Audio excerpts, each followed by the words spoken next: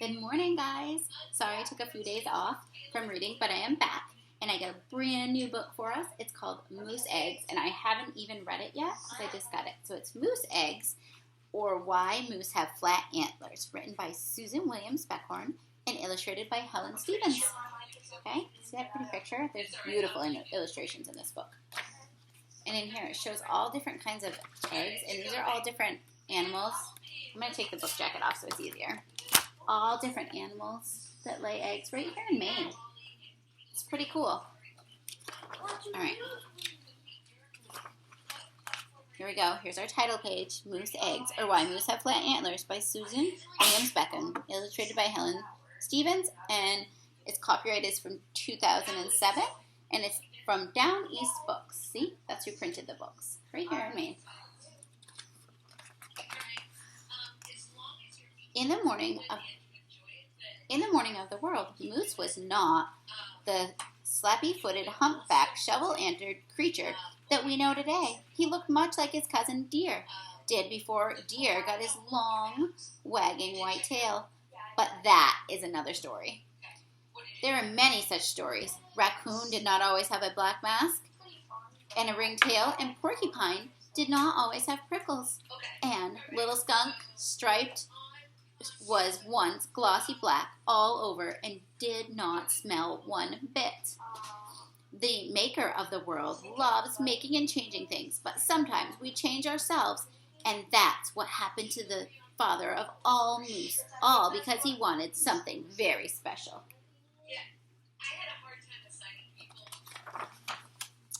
What Moose wanted was a baby moose, but Moose's wife said, "Babies come all in good time." Moose didn't like to wait. He went to talk to his friend Grouse.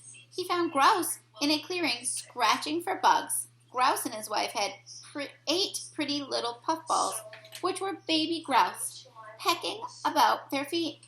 Moose told Grouse about his problem. "How did you get your babies?" he asked. Grouse puffed up his feathers, importantly said, "Oh, that was simple. Mrs. Grouse sat on a nest one day, and when she got up, there was a nice little egg under her. That kept happening until she had 8 of them. Then, one day, out popped these babies." One of the chicks picked Grouse's toe. "Ouch," he said. It's Grouse and the babies. "But I don't have a nest," said Moose. Grouse looked at his big friend's antlers. They were not broad, flat antlers that Moose wears on his head today. They were slim, with many branches like a tree. They almost looked as if they were meant to hold something. "Yes, you do," said Grouse. "Your antlers would make a great nest." "But how will I get some moose eggs to put in the nest?" asked Moose. Grouse thought for a while and said, "That's easy. There are lots of eggs down by the stream. By the trout. The big gray ones must be moose eggs. I don't know whose the other small ones are." Moose ran right to the trout stream and searched until he found several big, round, smooth moose eggs. He nodded to himself, thinking, "They look big and strong, just like moose babies should look." But when he tried to pick up the moose eggs, he found they were very heavy. He pushed and rolled them, but he couldn't only lift 2 with his antlers. He staggered a little under the weight, but he was very happy. Soon, when these eggs hatched, he would have 2 big, fine baby moose.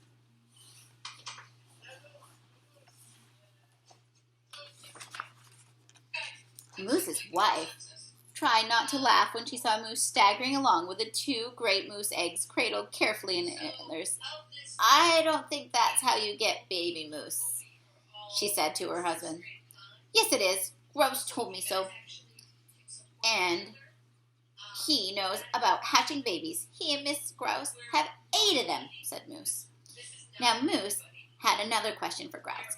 "How long does it take for eggs to hatch?" he panted. Grouse had no idea how long it took for moose eggs to hatch, but he knew exactly how long it took for grouse eggs to hatch.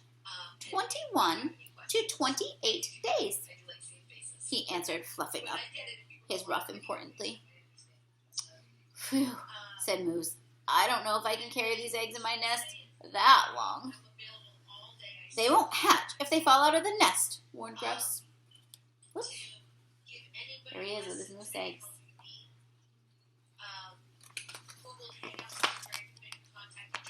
So, day after day, Moose carried his eggs. He carried them up mountains and down mountains. He carried them over meadows and through marshes. There he is, carrying his eggs. There's an eagle and an oriole bird. Do you see the oriole right here? And a little frog. He carried them through pine woods and birch woods. Often he had to rest his chin on the ground because the eggs were so heavy. There he is. There's your pine and your birch. There's Moose and a skunk.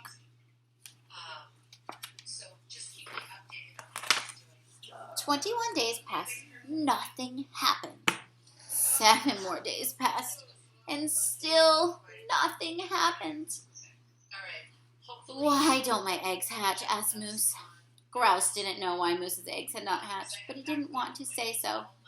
Go ask your wife, he said. Maybe moose eggs take longer than grouse eggs. When do you think moose eggs hatch? Moose asked his wife.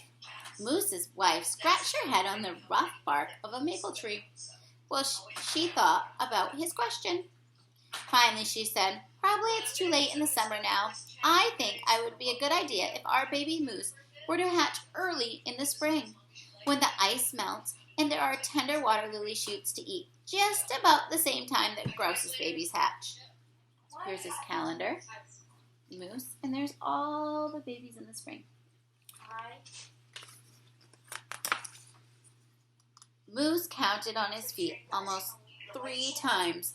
As he did so, he noticed that they looked bigger than they usually do. Next spring won't happen for another 11 months. 11 months is a very long time to carry these eggs in my nest, he said. Well, you've already carried them for 1 month, his wife pointed out. Just then, Grouse came hurrying up. I forgot something, he said. Once you have eggs in the nest, someone has to sit on them. Why? Asked Moose. I don't know. You just do. Or at least my wife always does, says Grouse. I'm sorry I forgot to tell you this before. Ducking his head to avoid looking at his friend in the eye, Grouse noticed the sun-warmed spot of a sandy earth nearby and decided that was a good time to take a dust bath. Moose counting his toes and Grouse in his dust bath. Moose looked at his wife. Will you sit on our eggs? She asked. Moose's wife stared at him. No, I will not, she said. It wouldn't be very comfy, and I've better things to do for the next 11 months. Besides, I might crush you. Moose almost cried. I will sit on your eggs, said Grouse. I don't have anything better to do. So Moose carried his eggs, and Grouse sat on them. Grouse didn't weigh very much, which was good. There's all the animals watching us. I've got 10 minutes. But gradually, Moose's shoulders grew humped from the weight of the great moose eggs. His feet became even larger. His nose became droopy because he kept resting it on the ground. When he got tired, he grew a short sort of beard from dragging his chin through the bushes. His antlers grew wide and flat from carrying those eggs. Look, see, he's adjusting. Then, in the middle of the winter, something terrible happened. One day, when he was rubbing them against a tree, the moose antlers fell off. And the moose eggs tumbled into the snow and rolled right down the hill, back to the trout stream. Moose couldn't help it. He cried. Moose's wife tried to comfort him. Maybe that wasn't the way to get babies after all, she said. Grouse said, I think those eggs were duds. It happens sometimes. When you grow new antlers next spring, we'll try again. Thanks, said Moose. I will do that. His moose antlers coming off. And there's the Ermine looking at the broken eggs. And a woodpecker. It was very long wait until springtime when moose antlers grew again. And this time, right from the start, they grew out broad and flat instead of narrow and pointy. This spring, I'll sit on the eggs from the very beginning, said Grouse. And I won't rub against any trees, said Moose.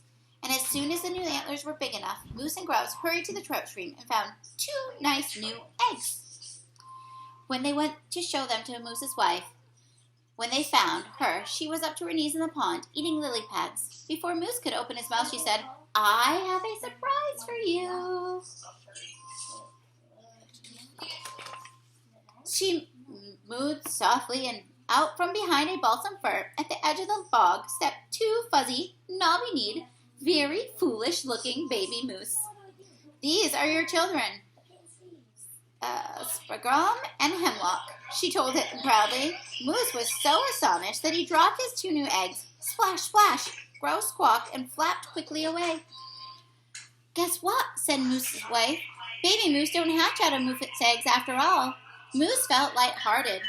He studied the moose eggs, which now lay in the shallow water at the edge of the pond, to make sure that the moose calves had not come out of them.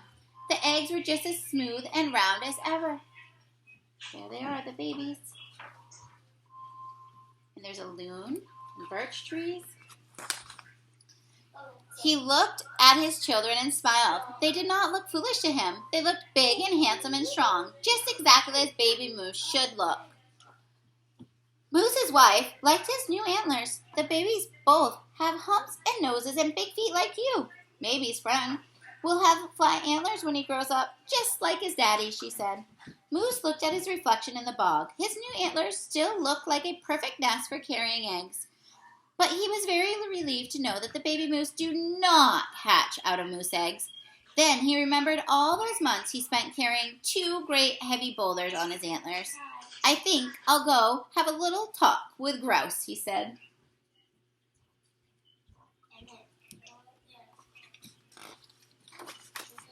The end. There's Grouse and Moose and the eggs. Or rocks, really, they were just rocks. And here's all different eggs.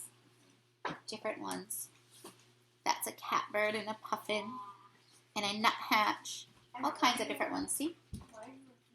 All right, guys, I hope you liked our book, and have a good day. Sorry for the noise in the background. Bye, guys.